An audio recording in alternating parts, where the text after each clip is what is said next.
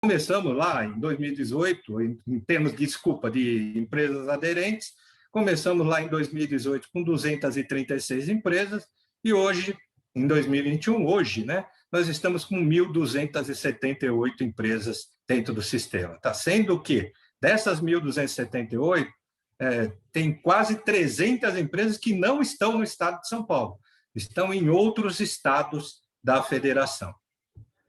Ainda em termos de massa, reinserida no ciclo produtivo, comprovada por cada nota fiscal de comercialização dos operadores para os recicladores. Tá?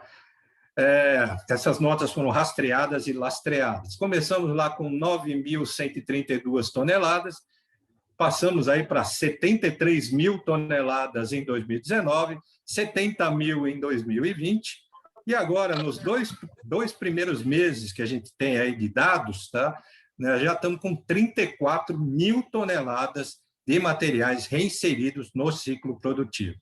Uma coisa importante é que o nosso sistema não parou durante o evento da pandemia. Tá?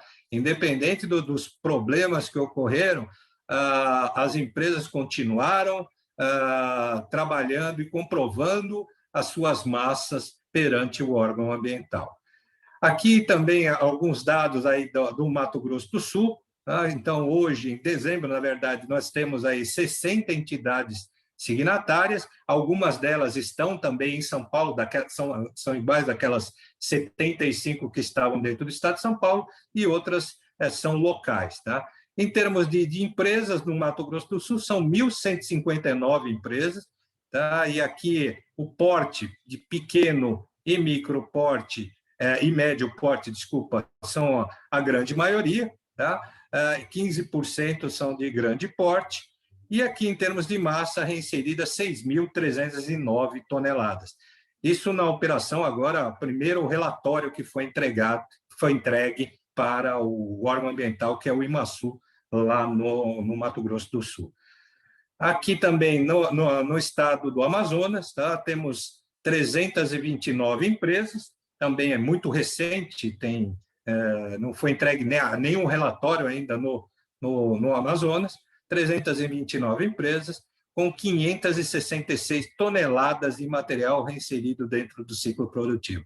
E aqui só dando um exemplo de alguns tipos de setores, tá? Bebidas, higiene, produtos de limpeza, vestuário, etc.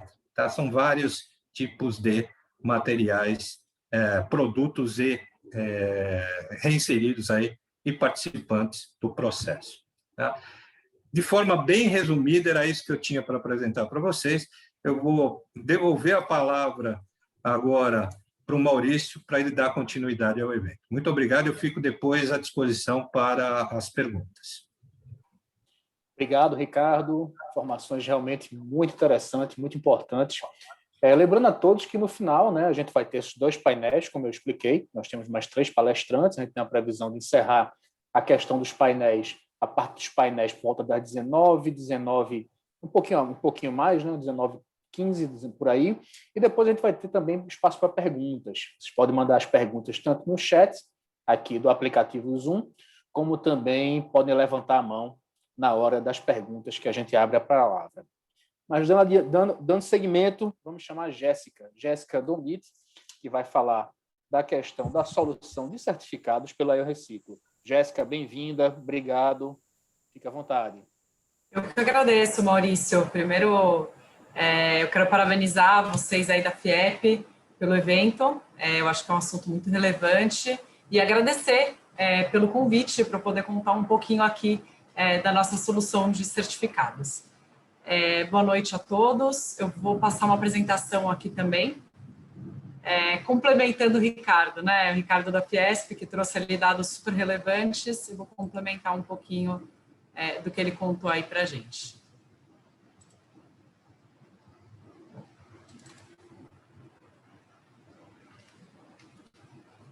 Legal. Então, vou passar aqui um pouquinho para vocês. Nós somos da Eu Reciclo, tá? New Hope Ecotech, né? Alguns chamam a gente, Eu Reciclo é a nossa marca. Então, é o nosso selinho, né, que pode ser encontrado aí em algumas embalagens, nas embalagens nos supermercados, lojas e afins. A gente vai contar um pouco mais disso depois. Mas quem é a Eu Reciclo, né? Nós somos uma... desculpa, achei que fosse comigo. A Eu Reciclo é uma empresa de tecnologia que rastreia o resíduo após o uso do consumidor, desde o seu descarte até a efetiva reinserção no ciclo produtivo, né? E nós apoiamos as empresas a atingirem suas metas de reciclagem e remuneramos os atores da reciclagem. Nós trouxemos para a América Latina o conceito de compensação ambiental de embalagens. Eu vou usar até parafraseando o Ricardo, que nós não reinventamos a roda, a gente trouxe algo que já existe e já funciona na Europa há mais de 20 anos, e somos hoje a maior certificadora de logística reversa do Brasil. A gente tem atuação já em 22 estados e a validação de reguladores, como, por exemplo, a CETESB no estado de São Paulo e no Mato Grosso do Sul, o Ministério Público. Nosso time é formado por 64 desenvolvedores e especialistas ambientais e nós somos uma empresa B certificada há mais de 3 anos, com a missão de elevar as taxas de reciclagem e criar valor para todos os agentes da cadeia. Aqui são alguns reconhecimentos internacionais nossos. Tá? Nós somos já incubados pelo Google, onde a gente adquiriu muito da inteligência de rastreabilidade, né, que é o que a gente propõe. Além de sermos uma empresa B, nós já estamos aí no 4º ano de auditoria da EY, né, que é conhecida como Ernst Young. A solução da Eu Reciclo, ela veio, a nossa solução de certificados para atender a Política Nacional de Resíduos Sólidos, né? O Ricardo já contou um pouquinho da Política Nacional, ela foi criada em 2010 para redução e destinação corretas de resíduos, né? E o instrumento dela é a responsabilidade compartilhada dos produtores pelas embalagens, pelos produtos que são comercializados. Hoje, a meta da Política Nacional de Resíduos Sólidos, de acordo com o Acordo Setorial de Embalagens de 2010, é de logística reversa de 22% das embalagens pós-consumo. Essa meta é progressiva, ela permanece em 22% ainda, mas ela deve progredir ao longo do tempo. Aqui, passando um pouquinho, o Ricardo já contou aqui da Fiesp, né, um pouquinho sobre como que está ali a evolução no Brasil, né? O fato é que a responsabilidade pela logística reversa ela é federal, né? Pela Política Nacional de Resíduos Sólidos, mas hoje a fiscalização ela é estadual. Então, cada estado acaba regulamentando ali a logística reversa com as suas especificidades ali, né? E no estado do Pernambuco, a gente já tem uma política estadual de resíduos sólidos, né? Que tem um capítulo específico para logística reversa. Em 2020, foi criado um grupo de trabalho para a construção da instrução normativa de logística reversa. Bom, tudo isso que nós propomos aqui, toda essa solução, ela é baseada no princípio da compensação ambiental. O que significa compensação ambiental? Basicamente, que a cada embalagem vendida, uma embalagem de material, um material, né, da mesma natureza, ele é reciclado, né? Então, a gente vai dar essa garantia ali para as empresas. A compensação ambiental, ela remunera o serviço ambiental de cooperativas e de centrais de triagem em geral, tá? E o investimento ele é revertido para a cadeia e para os atores da reciclagem. Então, com esse investimento, com essa remuneração, que a gente chama de remuneração acessória, pelo serviço que eles estão prestando, né? Pela logística reversa que eles de fato estão fazendo, eles podem reinvestir e fomentar ali toda a cadeia de logística reversa, tá? E aí eu vou contar um pouquinho agora, o Ricardo já trouxe, enfim, não quero ser repetitiva aqui, mas trazer um pouquinho do processo de emissão do certificado de reciclagem, trazendo alguns pontos aí diferentes, né? Então, de um lado, a gente tem o produtor, né? E o produtor, quando eu falo em produtor, leia-se aí todos os responsáveis, né, da cadeia, de acordo com a Política Nacional de Resíduos Sólidos, que é o fabricante, o distribuidor, o varejista, o importador, enfim, e hoje ele está muito na figura ali, sendo muito fiscalizado o envasador, né? Mas todos esses da cadeia ali, até chegar a embalagem, até ela chegar no consumidor, são responsáveis pela logística reversa. E de outro lado, nós temos as organizações de triagem, né? E os recicladores, que de fato estão fazendo a logística reversa dessas embalagens que estão sendo colocadas no mercado. E como é que isso acontece? Basicamente, organizações de triagem, elas coletam, triam, beneficiam esse resíduo, né? E eles vendem isso é a cadeia normal, tá? Tem algumas especificidades, mas enfim, elas vendem para o reciclador esse material para ele ser reinserido no ciclo produtivo, né? Isso é uma operação que deve ser lastreada aí dentro de uma formalidade por uma nota fiscal. E é essa nota fiscal que é o lastro principal do certificado de reciclagem. Mas é só isso?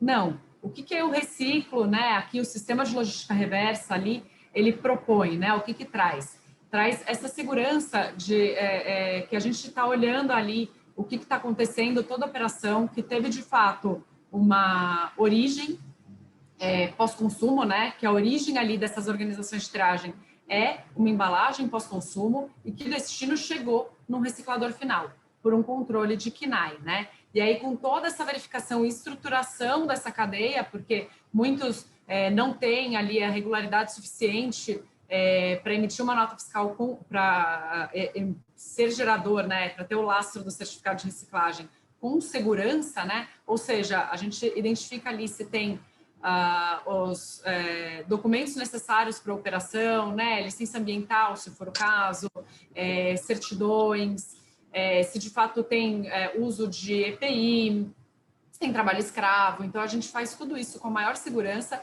estrutura essa cadeia, né, para que eles possam começar a emitir nota fiscal, se for o caso, e com isso a gente consegue gerar o certificado de reciclagem que vai ser adquirido ali pelo produtor, né? Isso tudo gera um custo e é esse custo, né, do certificado de reciclagem que vai ser devolvido ali para a cadeia, para esse fomento que eu comentei aqui, né? Isso traz segurança jurídica perante o regulador, porque quando a gente faz isso por nota fiscal, a gente consegue rastrear toda essa nota fiscal, identificar que de fato tem só uma, a gente faz o cheque dela na Receita Federal, a gente passa por auditoria da Ernst Young, como eu falei, e além disso, a gente traz o engajamento do consumidor. Como que a gente faz isso? Com as nossas ações de comunicação, tá? E que eu vou falar um pouquinho mais tarde sobre isso. Bom, trazendo um pouquinho aqui nossos números, nós temos aí já, com essa operação nacional, né, são mais de 4.000 empresas já aderentes aí, que já adquirem certificados. O que isso significa, né? Que as empresas não precisam ir lá, de fato, retirar o seu produto, né? Então, ela consegue manter ali o seu core business, vamos falar assim, e ela remunera a cadeia por estar fazendo isso por ela, que são ali os operadores de triagem, né? Na nossa plataforma, são mais de 12.000 CNPJs já rastreados na nossa cadeia, são operadores logísticos que já constam ali na nossa cadeia, né, de operadores, como a gente chama, né? São mais de 7,5 milhões de toneladas de resíduos rastreados na nossa plataforma. Então, isso para vocês verem que é uma plataforma muito robusta, e mais de 150 mil toneladas formalmente compensadas, né? Então, ou seja, desses 7,5 milhões rastreado, a gente hoje já tem compensado ali com as empresas, transformados em certificados e ali que foram objeto de compensação e remuneração da cadeia, mais de 150 mil toneladas. Aqui são algumas das marcas conscientes, algumas das mais de 4.000 marcas aí que já trabalham com a gente nessa parceria, né, já adquirem os certificados de reciclagem. E nós temos hoje parceria com mais de 90 entidades e associações. O que significa isso?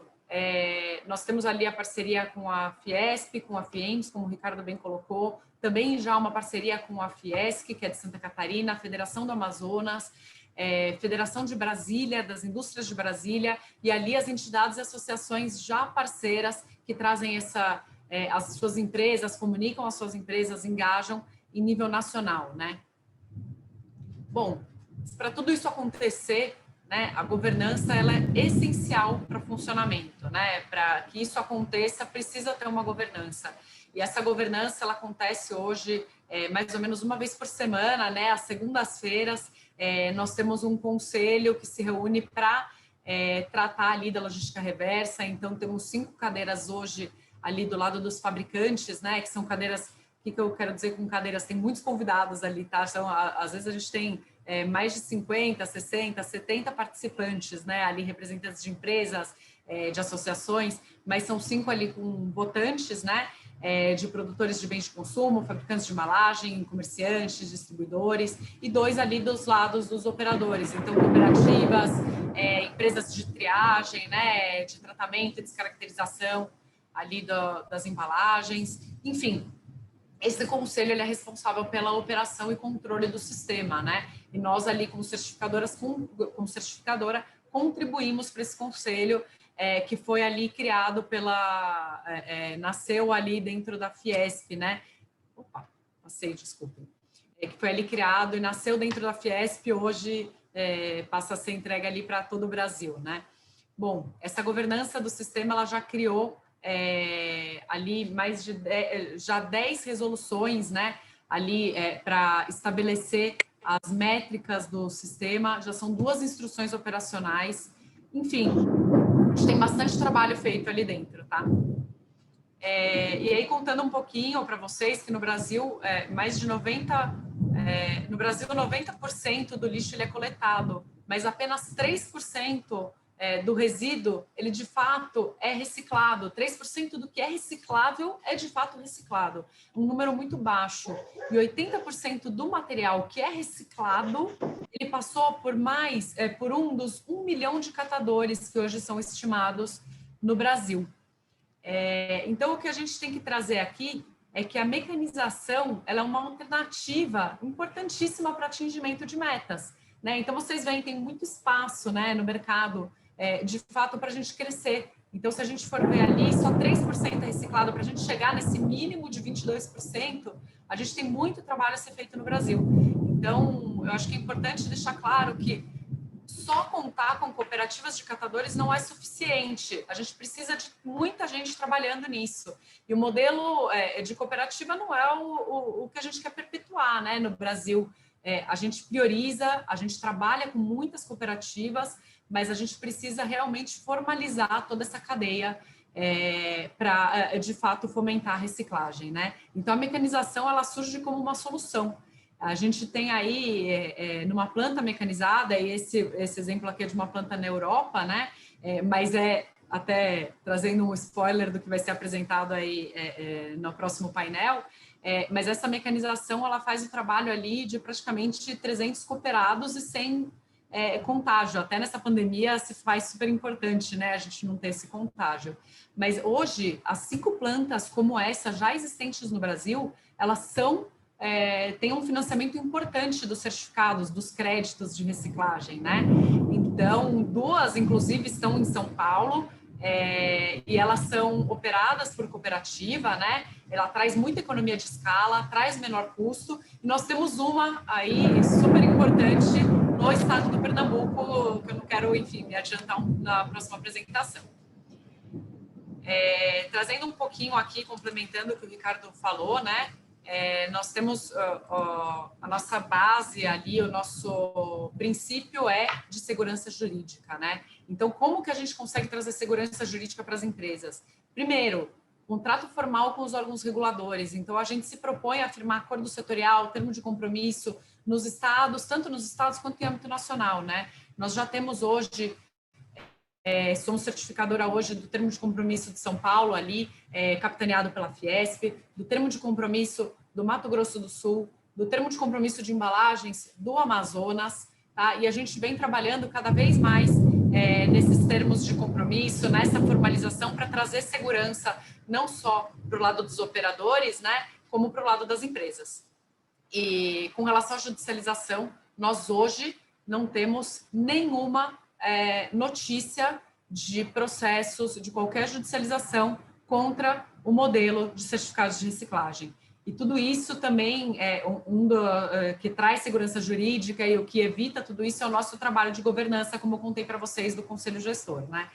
Também o importante é a nossa auditoria externa, né? A auditoria de toda essa operação que é feita pela Ernst Young, e a adequação ali dos dados, a adequação LGPD. O que significa isso? Todos os nossos dados são tratados com o maior sigilo e proteção possível, tá? E aí, contando um pouquinho, eu falei para vocês do Selo Reciclo. O Selo Reciclo, ele traz o engajamento do consumidor, né? Porque todas as empresas que fazem ali a compensação nacional, elas têm direito ao uso desse selo nas embalagens, e nós fazemos também muita comunicação nos nossos sites, redes sociais, a gente faz muitos webinars, palestras como essa que estamos aqui hoje, mas para trazer e para engajar o consumidor e trazer ali educação e conscientização da sociedade como um todo. Aqui é um pouquinho da carinha do nosso site, né? Então, esse site, ele é importante dizer que a gente traz uma solução ali para as pequenas empresas, para as médias e grandes empresas, né? Tem as soluções ali para as associações e sindicatos, para os operadores de reciclagem e para os consumidores. Esses são os nossos maiores focos. Pessoal, é isso. Eu não quis me alongar muito, eu espero não ter passado muito tempo aí da apresentação, mas fico à disposição para esclarecimentos ou dúvidas. Obrigado, Jéssica. Pontual como um relógio. Muito legal a sua apresentação. Realmente, a solução da Reciclo é fantástica, né? Dando continuidade, né, ao nosso evento, a gente parte agora para a segunda parte dos nossos painéis, né, o segundo e último painel, onde a gente vai ter agora uma visão com relação à indústria, né? A experiência da indústria com relação à logística reversa de embalagens de vidro.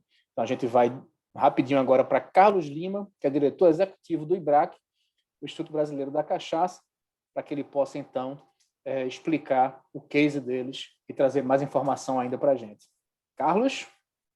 Boa tarde, Maurício. Vocês me ouvem? Não? Olá, escutamos sim. Boa tarde, Maurício. Então, queria saudar o presidente da FIEP, o Ricardo, saudar também o Anísio.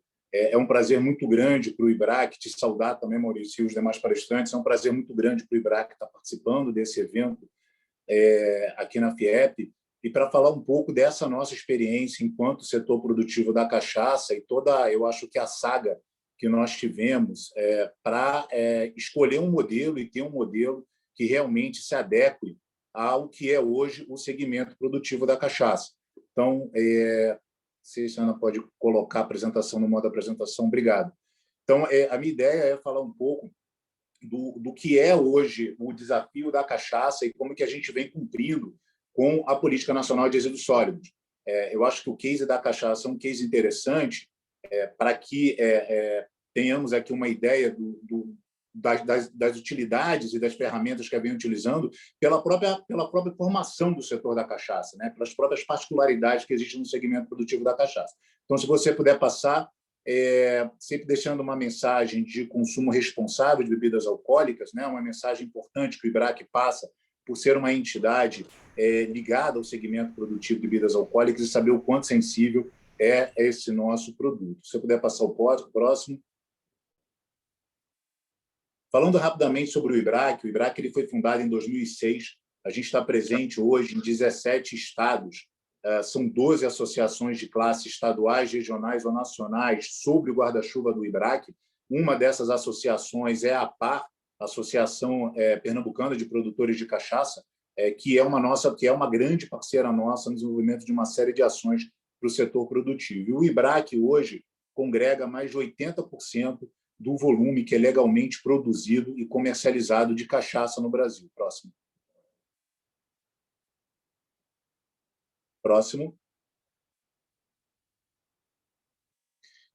Eu trouxe esse número para vocês e essa dimensão espacial do que é hoje o setor produtivo da cachaça, para que vocês tenham uma ideia da complexidade que é o setor e das dificuldades que o setor enfrentou na hora de escolher uma modelagem de sistema de cumprimento da Política Nacional de Resíduos Sólidos. Eu acho que, como a Jéssica colocou e como o Ricardo colocou, diversos estados vêm realizando diversas ações para que os produtores, né, que estão instalados naqueles estados ou que comercializam produtos naqueles estados são obrigados hoje para cumprir com a Política Nacional de Resíduos Sólidos, sem falar na legislação nacional. Então, foi muito desafiador para o setor produtivo da cachaça. A gente está falando de mais de 1.000 produtores de cachaça registrados no Ministério da Agricultura entre cachaça e aguardente de cana, Pernambuco tem um papel extremamente importante no segmento produtivo da cachaça hoje.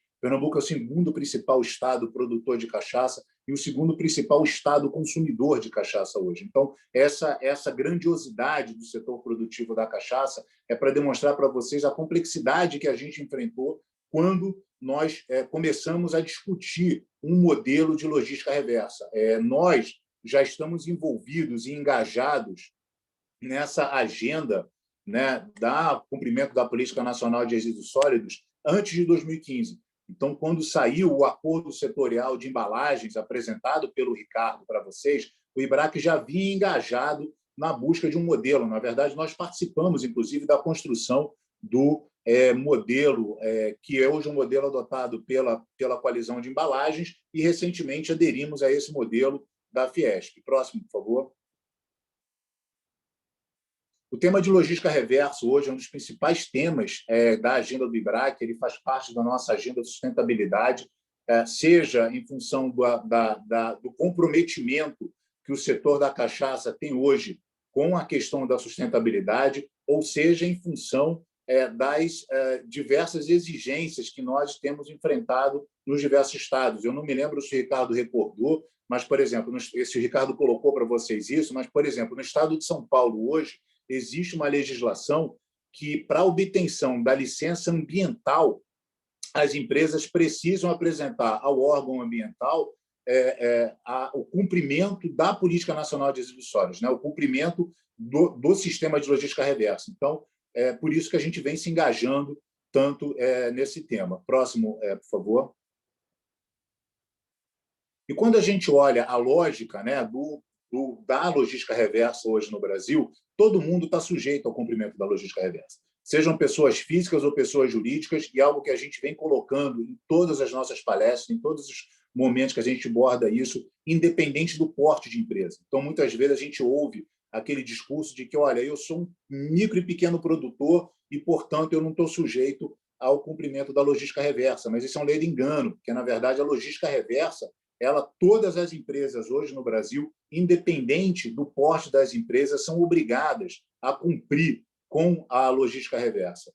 A legislação de logística reversa ela trouxe um novo conceito do ponto de vista da legislação, né? Então, ela trouxe a lógica ali da responsabilidade compartilhada. Então, todos os atores hoje, sejam eles fabricantes, importadores, distribuidores, comerciantes, consumidores ou os próprios titulares de serviço público, eles são obrigados a cumprir com a Política Nacional de Resíduos Sólidos. Eles estão incluídos aí na lógica da responsabilidade compartilhada.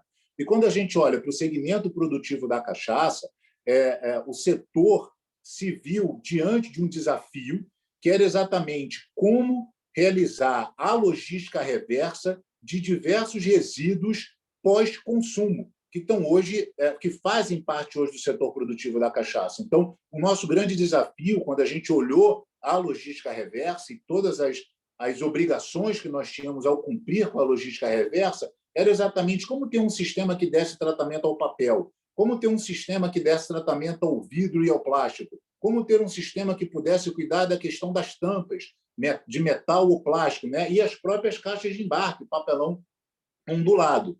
E uma lógica de fiscalização ou cumprimento, que é uma lógica que tem um acordo setorial nacional, uma série de estados hoje obrigando e cobrando o cumprimento da Política Nacional de Resíduos Sólidos, alguns processos judiciais e ações civis públicas que foram abertas em alguns estados contra vários e vários setores, né? Então, assim, nós nos vimos num grande desafio, como identificar um sistema de logística reversa que pudesse atender a todas essas particularidades do setor da cachaça. E uma informação extremamente importante que eu não trouxe para vocês é que, quando nós olhamos hoje o setor produtivo da cachaça, cerca de 99% dos produtores são micro e pequenas empresas. Então, nós tínhamos que ter uma ótica, e temos que ter uma ótica, na busca de uma modelagem que atendesse principalmente micro e pequenas empresas. Próximo, por favor.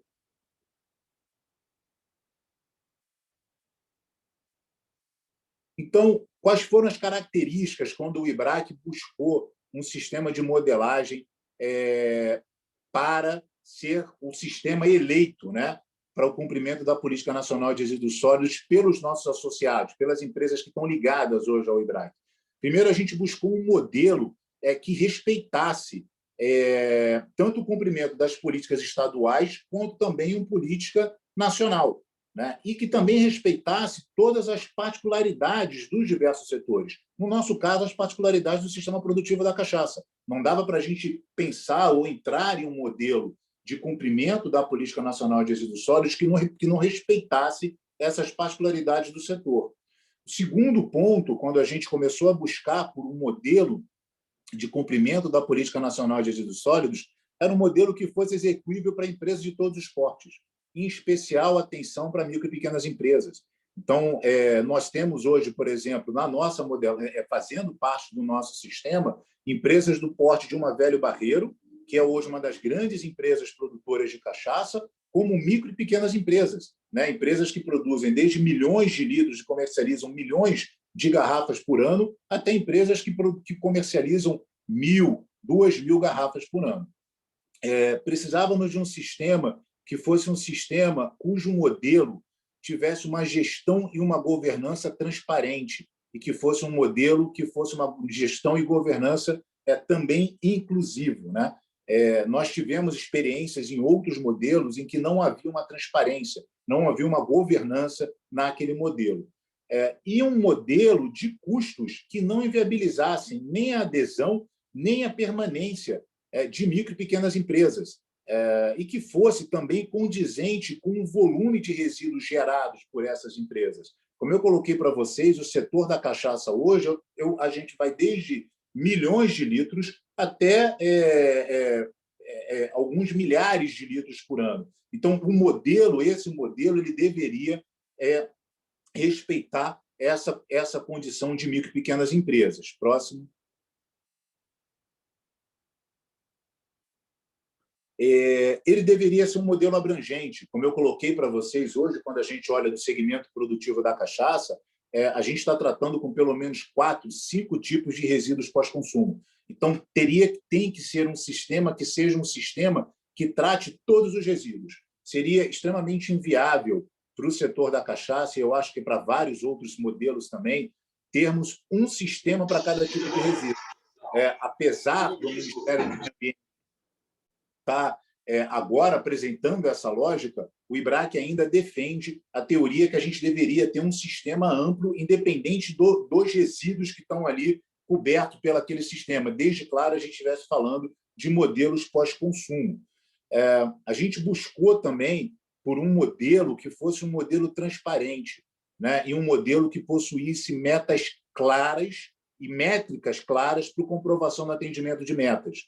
Hoje, as empresas são obrigadas a cumprir com uma meta de 22% da massa que é posta que é destinado ao consumo. Então, da minha totalidade de embalagens pós-consumo, eu tenho que cumprir com uma meta de 22%.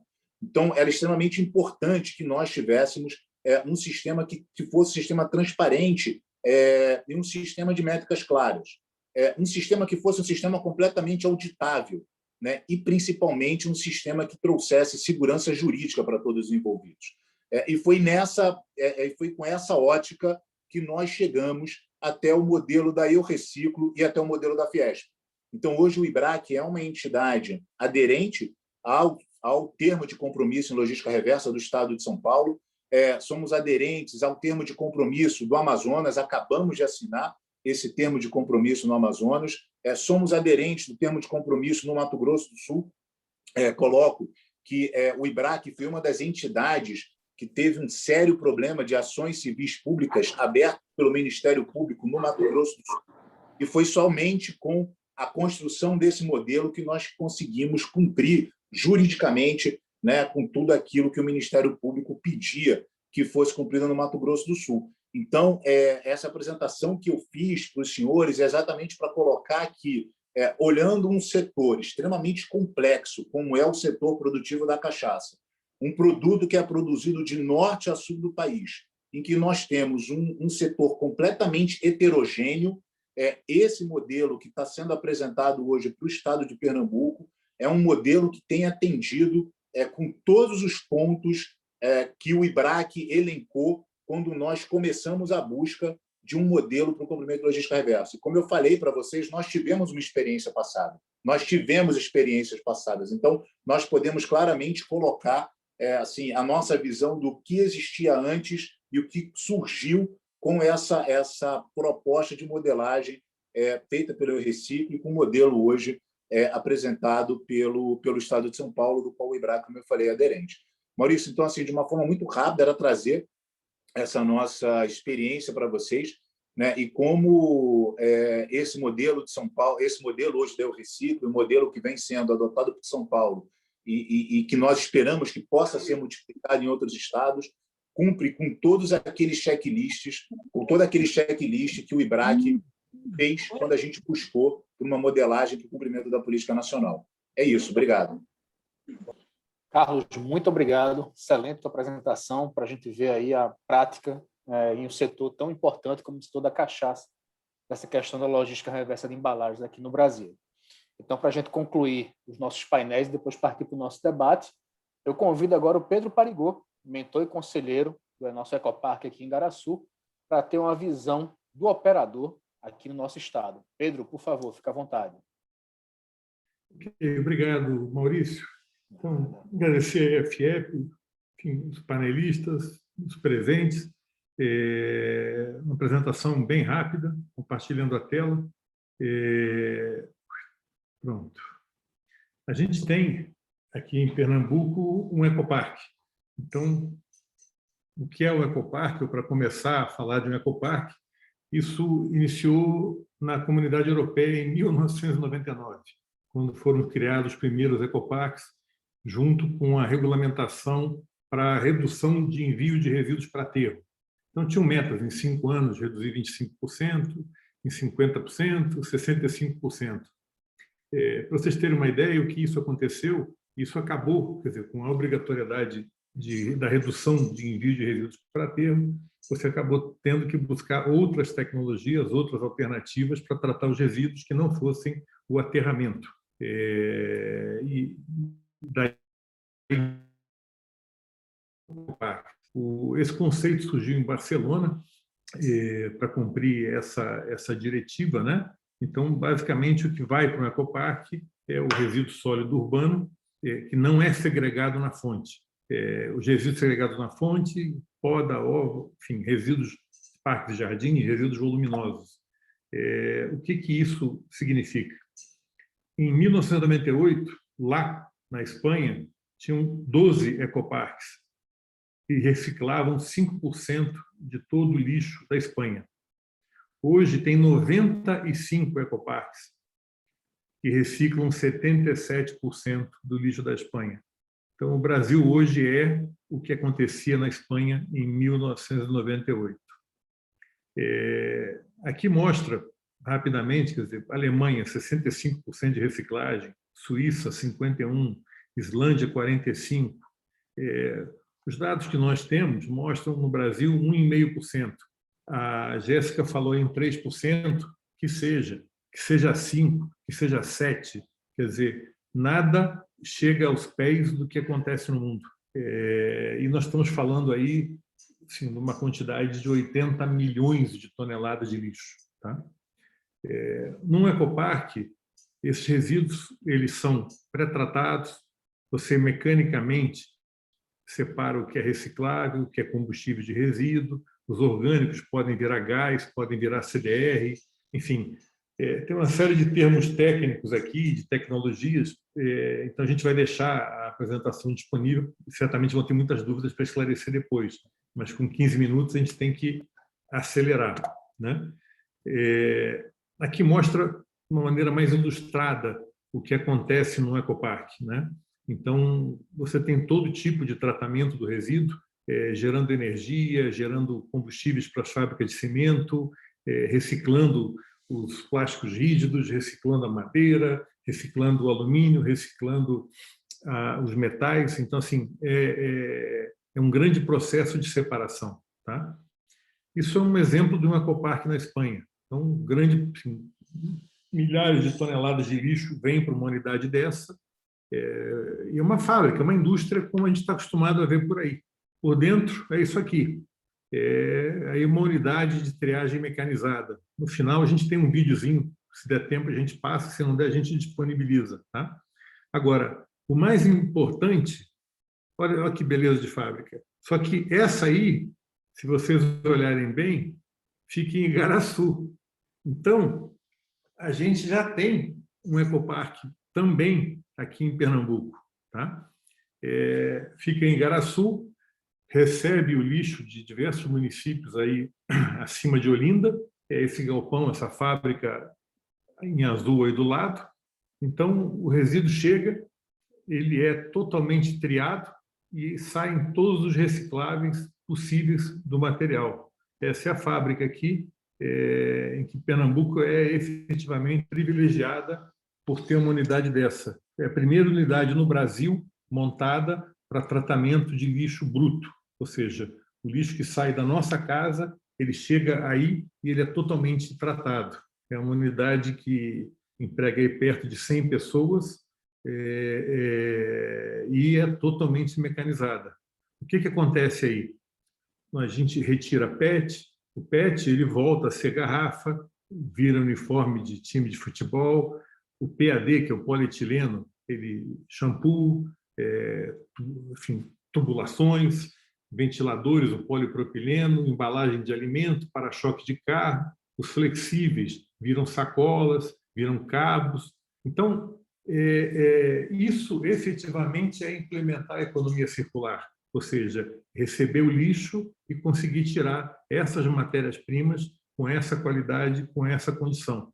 Entendeu? Então, a própria Unilever fez uma campanha com a Omo, e essas embalagens de Omo em cima à esquerda foram todas retiradas do litoral brasileiro. E veio aquela preocupação, será que faz sentido? Vendeu tudo na primeira semana, ou seja, existe um grande incentivo da população em consumir efetivamente esses materiais que foram feitos com produtos recicláveis e que efetivamente atendem à logística reversa. Né? E tudo isso muda o paradigma, quer dizer, a gente tinha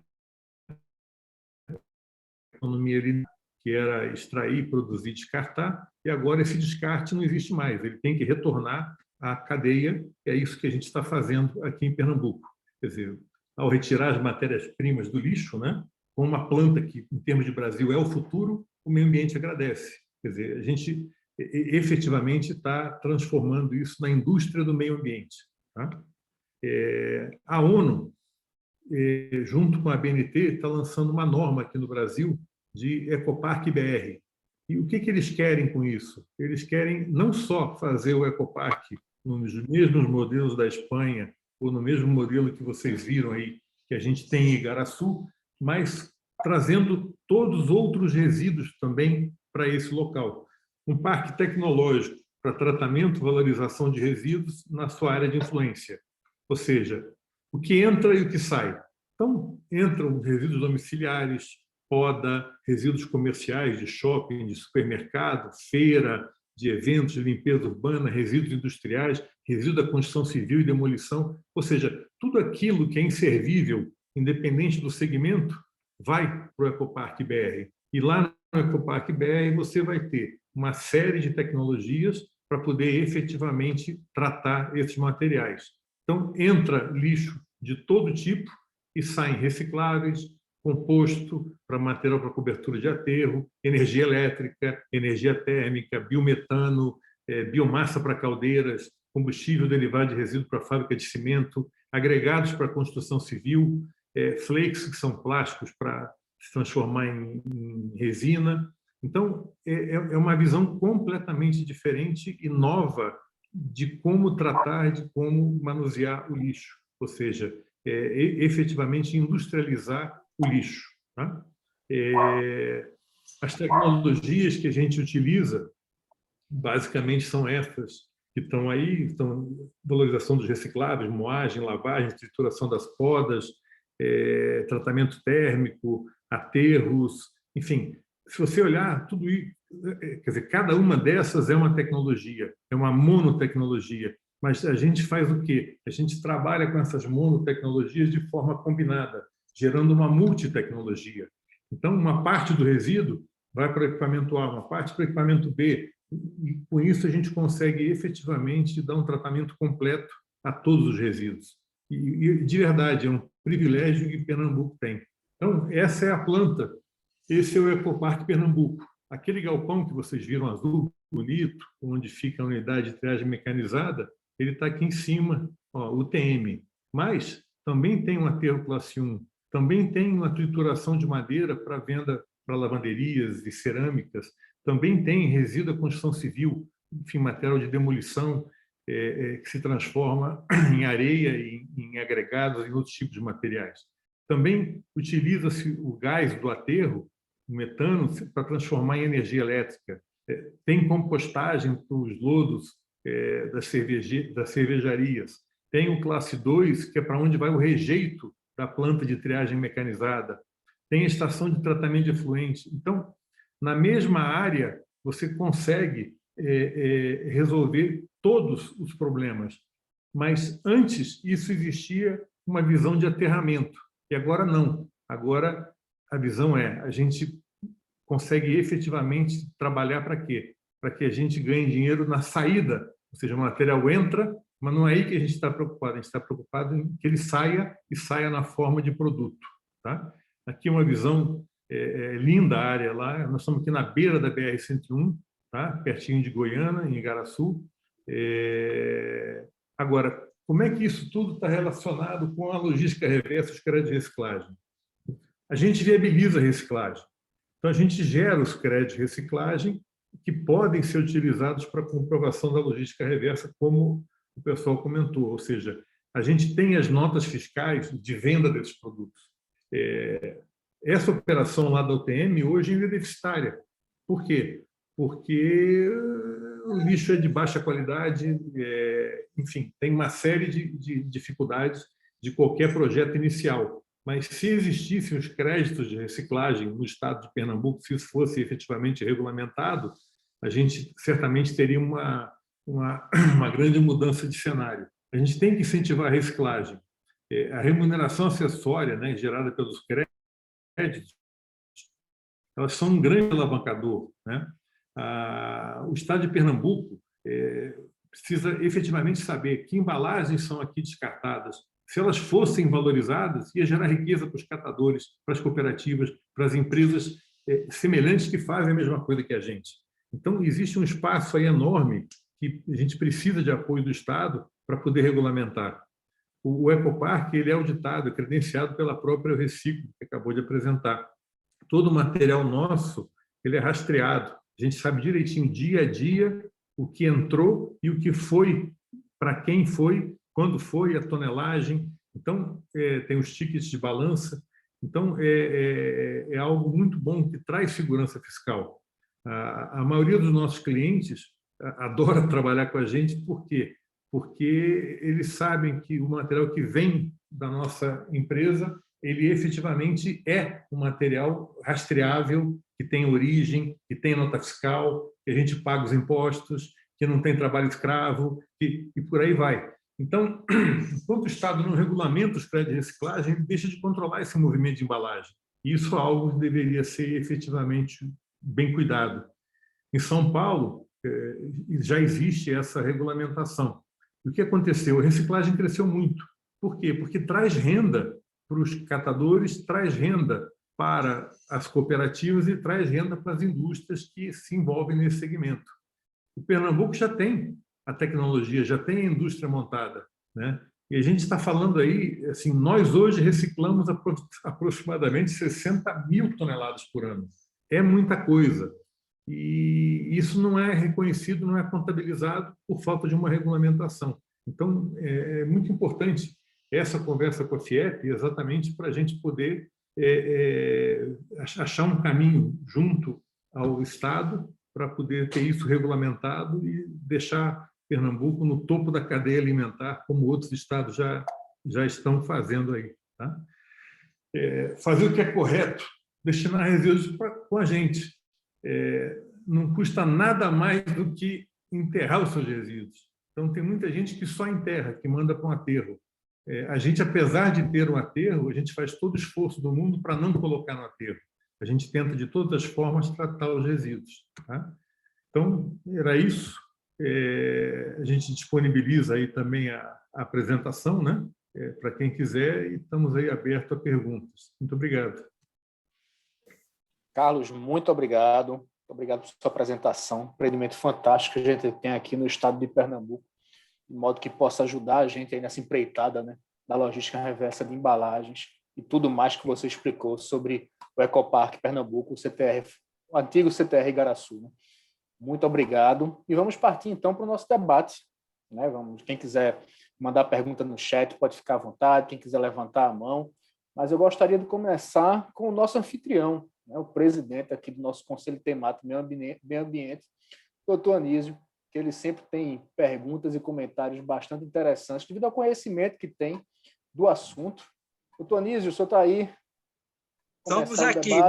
Maravilha. Maurício, primeiro eu quero agradecer e parabenizar a cada um dos palestrantes, a Carlos, ao Pedro, a Jéssica e ao Ricardo. Eles trouxeram informações muito importantes e relevantes para todos nós. E realmente é um desafio a implementação da Política Nacional de Resíduos Sólidos. Aí a gente viu pelos números, lamentavelmente, nós só reciclamos 3%. Então, existe uma grande oportunidade de geração de emprego, renda e negócio. E um dado que a gente tem, em função também da pandemia que a gente está vivendo, houve uma falta significativa de oferta de material para reciclagem. O setor de papelão, a gente experimentou um aumento de custo de quase 60% por falta de apara de papelão. E a gente sabe quanto desse papelão, que obviamente o consumo continuou, mas esse material, lamentavelmente, foi enterrado. Então, é um recurso que poderia estar sendo utilizado, poderia estar suprindo a indústria, mas, lamentavelmente, a destinação incorreta. Então, temos efetivamente muitas oportunidades. Agora, o que a gente precisa é justamente unir forças no sentido de que a gente precisa informar a sociedade, a gente precisa investir também muito na educação ambiental, porque um dado muito importante é a coleta seletiva. A coleta seletiva, com certeza, ajuda muito no sentido de facilitar a triagem desse material e a destinação, ou para uma empresa mecanizada ou também para a Associação dos Catadores, que também prestam relevante serviço à nossa sociedade. Então, a FIEP vai analisar e a gente vai colocar dentro de uma reunião de diretoria como a gente vai se aproximar para conhecer mais a fundo esse projeto que a Fiesp já abraçou e como a gente vai poder abraçar junto com outros sindicatos e outras empresas. Então, esse é o papel do Conselho Temático do Meio Ambiente. Mas eu queria fazer uma pergunta à Jéssica. Como é, Jéssica, que é feita essa remuneração do certificado? Como é que é cobrado? Uma empresa que precisa de certificado, como é que é cobrado? Isso é um preço fixo? Isso tem uma variação com leilão? Como seria essa remuneração ou, então, o custo desse certificado de reciclagem? Por favor, Jéssica. Anísio, obrigada pela pergunta. Vamos lá, vou tentar colocar de uma forma... É super simples, tá? Na verdade, o que acontece? A empresa... a gente tem um valor por tonelada, né? Que as empresas pagam por esse valor, né? Eu reciclo ali, o sistema intermedia a recepção desse valor e pagamento para os operadores para centrais de triagem, né? Ali depois que a gente faz toda a leitura e rastreabilidade daquele resíduo. Então, é um valor fixado por tonelada e negociado ali com os operadores e ele varia de acordo com oferta e demanda.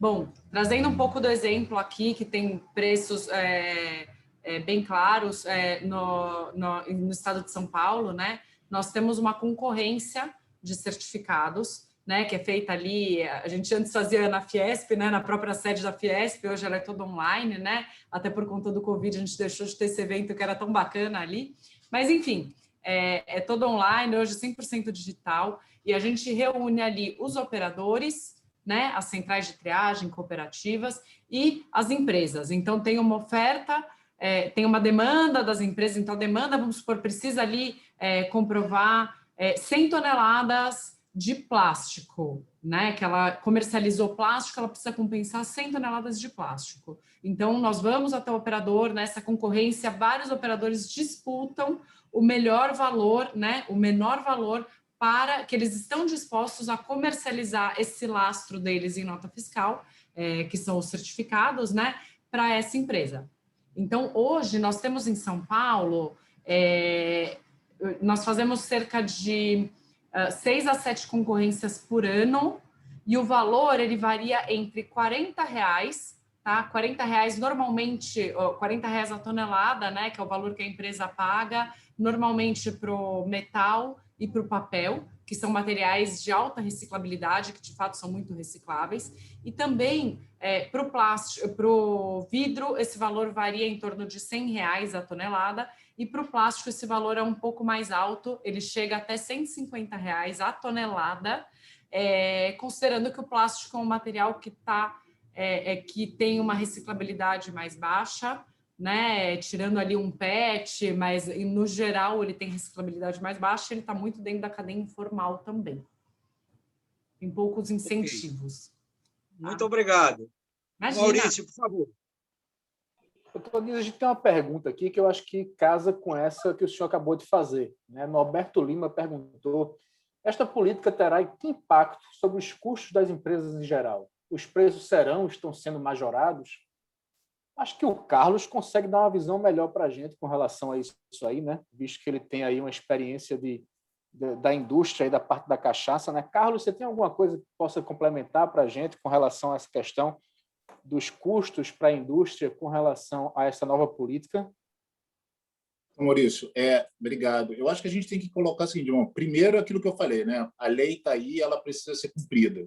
Então, a não ser que o Congresso brasileiro reabra uma nova discussão sobre o cumprimento da Política Nacional de Resíduos Sólidos, ela precisa ser cumprida por todo mundo e infelizmente, independente de custos que isso vá ter para as empresas.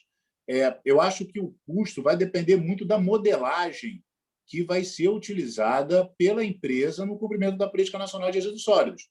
Então, existem modelos hoje no Brasil que são modelos extremamente onerosos, modelos com baixa transparência e de métricas muito complicadas. E existem outros modelos, que é o modelo baseado em crédito de reciclagem, e que a empresa consegue claramente quantificar qual é o custo que ela vai ter por tonelada de produto que ela coloca no mercado e que ela tem que retornar. Então, isso realmente depende muito do porte de empresa, né, e do volume que a empresa comercializa. Não sei se eu consegui explicar, mas isso é muito variável.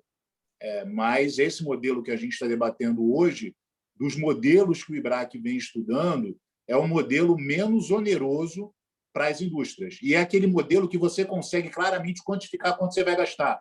Então, se eu vendo, sei lá, 100 mil garrafas de cachaça no ano, né? Ou eu tenho uma estimativa de venda, eu consigo quantificar efetivamente, com base em peso de vidro, peso de tampa, peso de papelão, quanto eu coloquei de resíduo no mercado, faço o meu cálculo de 22% e aplico isso sobre um valor de tonelagem que pode ser baseado ou no modelo Fiesp, no leilão, ou nos outros estados, no modelo Eu Reciclo. Então, assim, é um modelo que você consegue quantificar melhor. Aí realmente vai depender muito do quanto a empresa comercializa.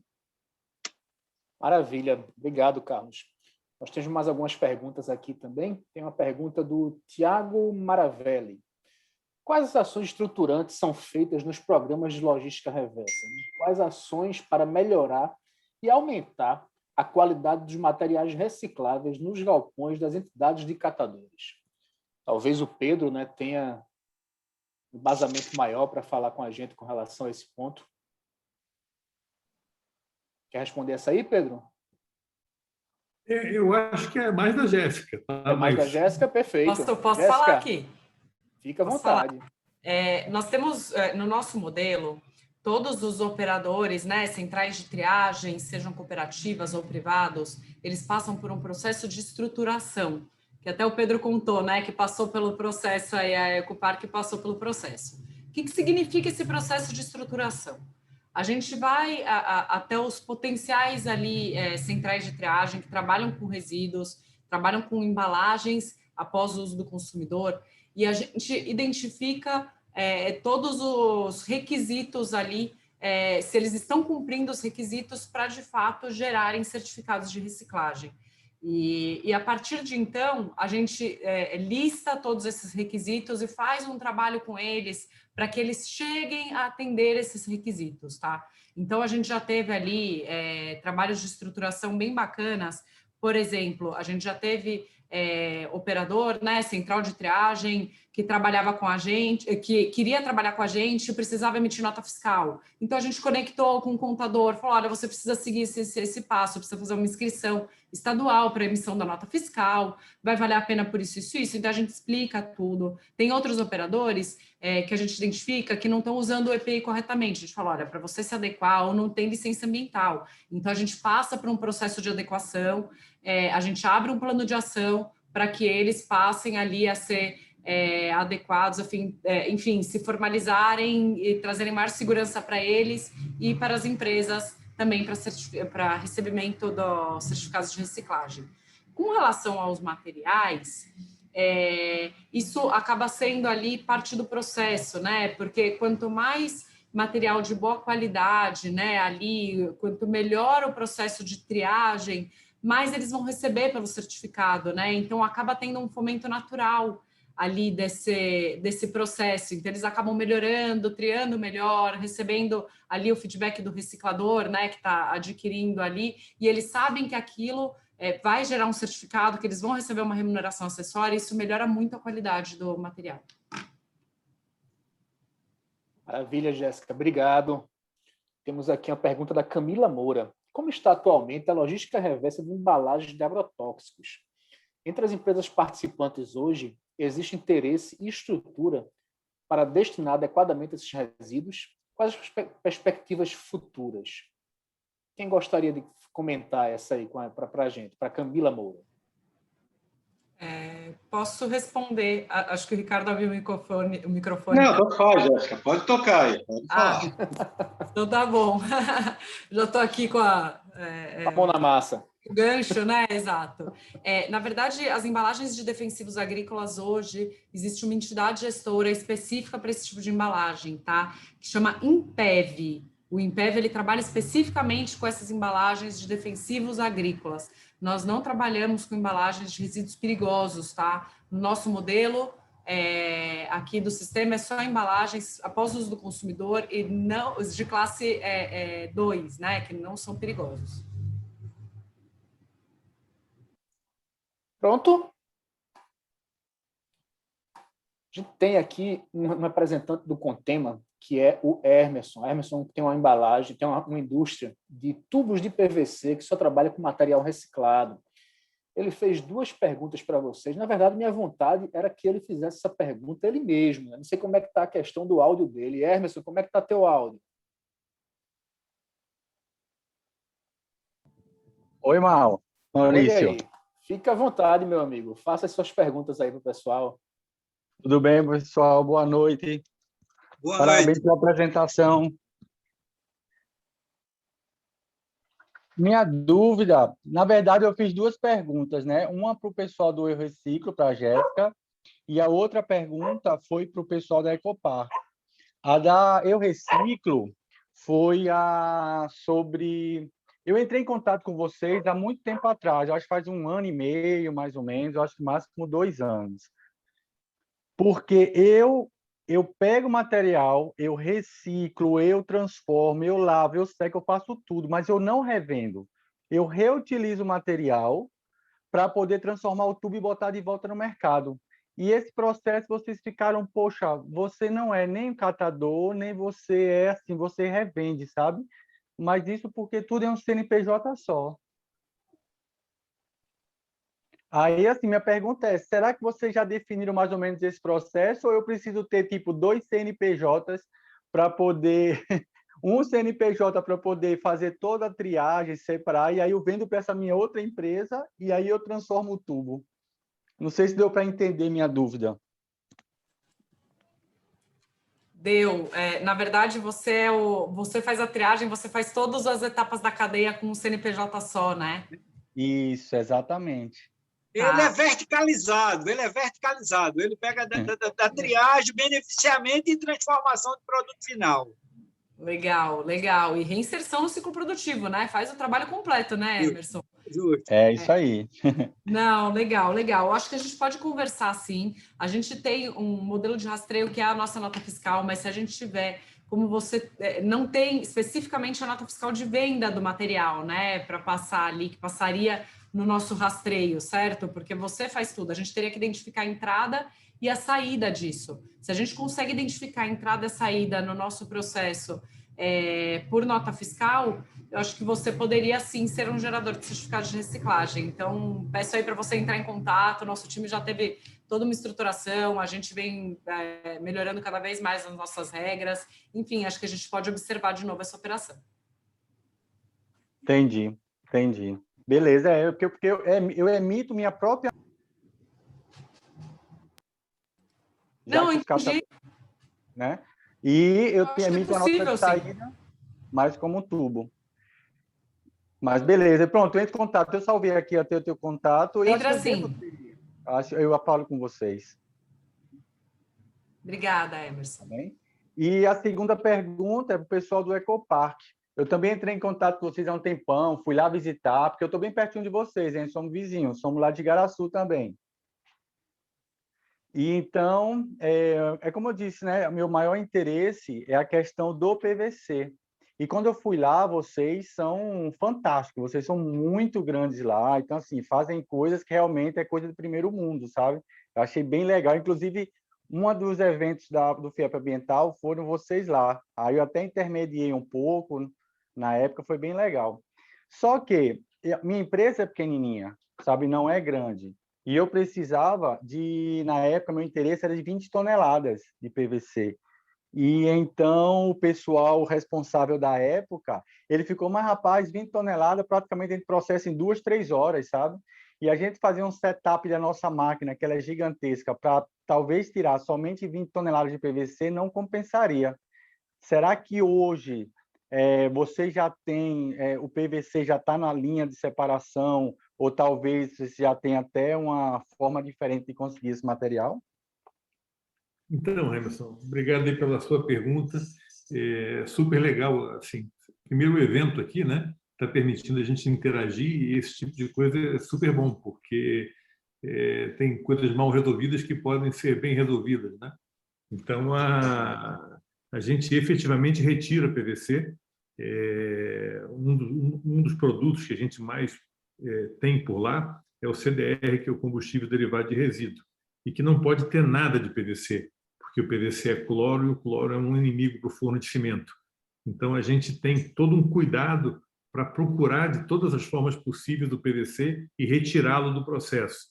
Eu efetivamente não sei quem hoje está comprando o PVC, mas assim, não tenha dúvida que a política da casa dá sempre preferência àqueles que estão ali perto, incentivar a economia, enfim, e os amigos que estão ali. Então, assim, volta a procurar a gente, que a gente vai resolver o PVC para você. Beleza, fechado. Entrarei em contato mesmo, viu? Valeu, pessoal. Muito obrigado e parabéns mais uma vez da apresentação. Obrigado, Maurício, pela oportunidade, presidente. Obrigado, Emerson. Doutor Nísio, temos mais tempo ainda para alguma pergunta? Adiantado da hora, o que é que o senhor acha? Poderia dar chance para a última pergunta, para a gente Perfeito. Para a gente fechar.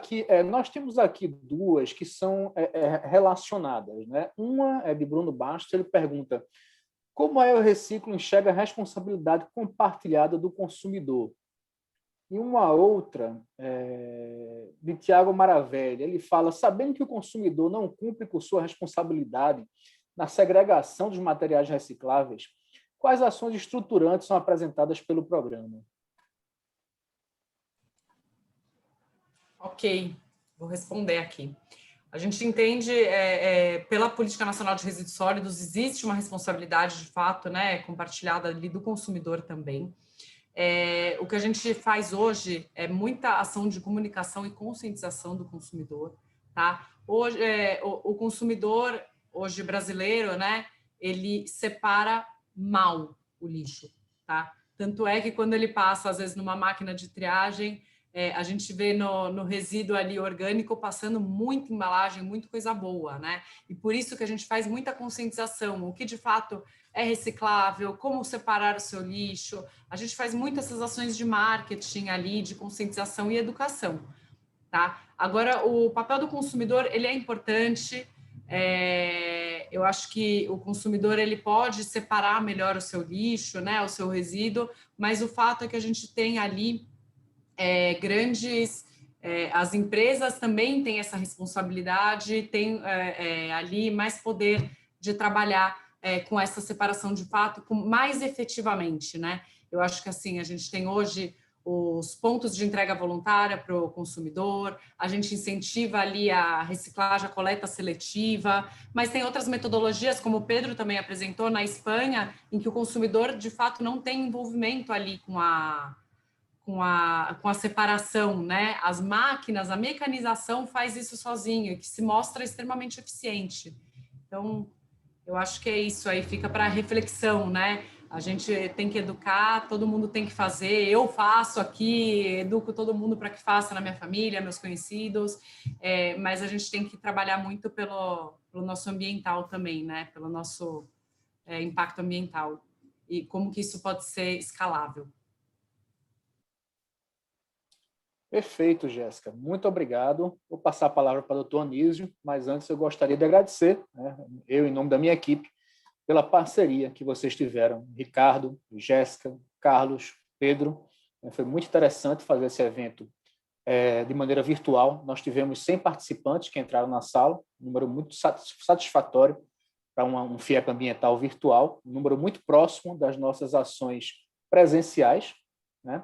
E informar para todos os participantes que amanhã a minha equipe vai enviar para vocês as apresentações por e-mail e a equipe da Gerência de Relações Industriais da FIEP está sempre à disposição.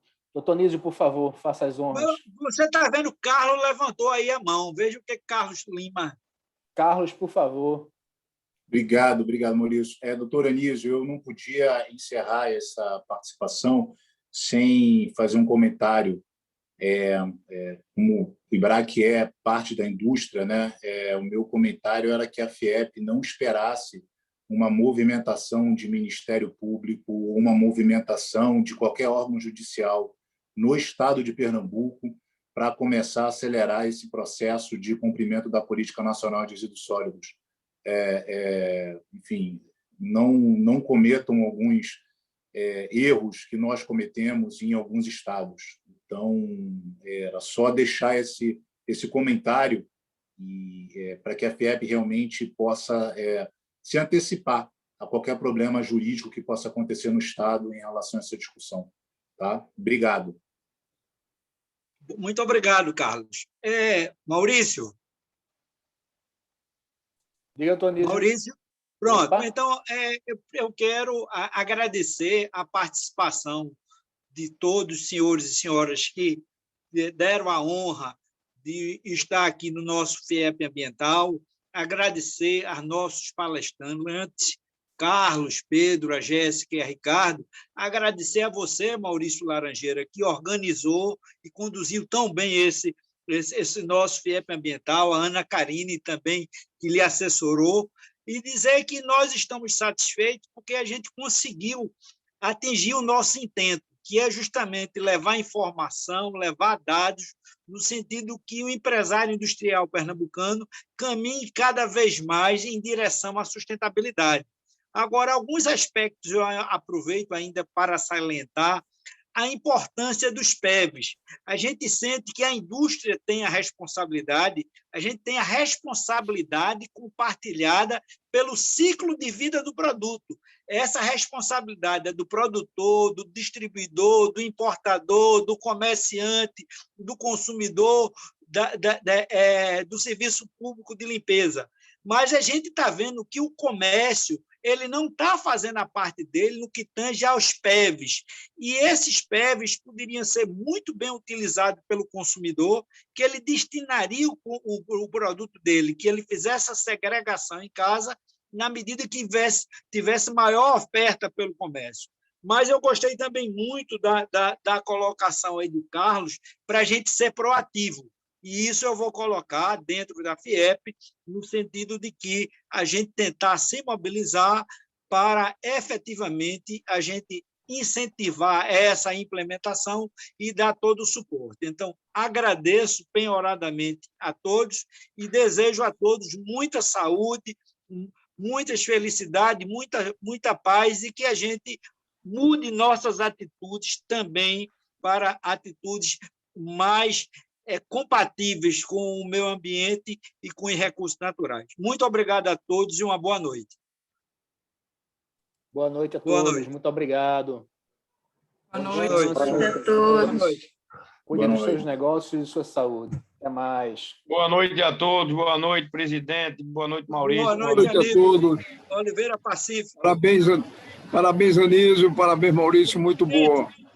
Obrigado, presidente, pela sua participação. Parabéns, doutor Anísio. Excelente apresentação. Muito obrigado aí pela participação. Boa noite. Parabéns, Anísio. Boa noite. Boa noite, muito obrigado. Excelente evento, excelente evento. Parabéns. Obrigado, pessoal. Boa noite. Presidente Anísio, boa noite. Obrigado. Boa noite, companheiro. Parabéns aí, Anísio. Boa noite, amigo. Alegria ao Zé Azumina. Qual é o amigo? Boa noite. Boa noite, meu patrão. Só você revê-los é uma alegria.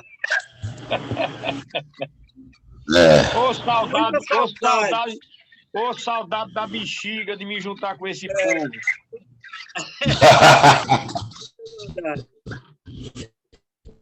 Um abraço para todos. Que Deus abençoe a todos. Tudo de bom. Que Deus abençoe a todos. Olha só. Meu patrão. Com saúde mesmo.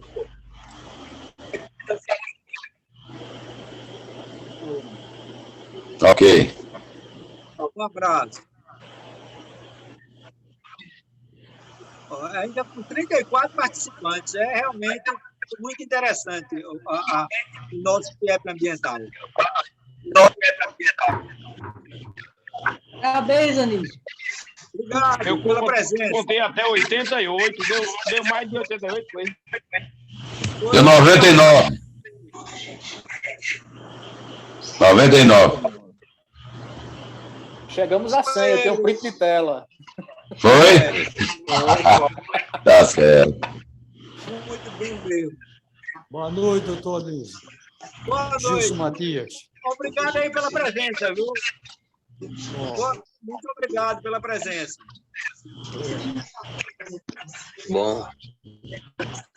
Boa noite a todos. Marcelino, companheiro, alegria ter você aqui, Marcelino. Boa noite. Foi muito bom o encontro, valeu a pena. Foi muito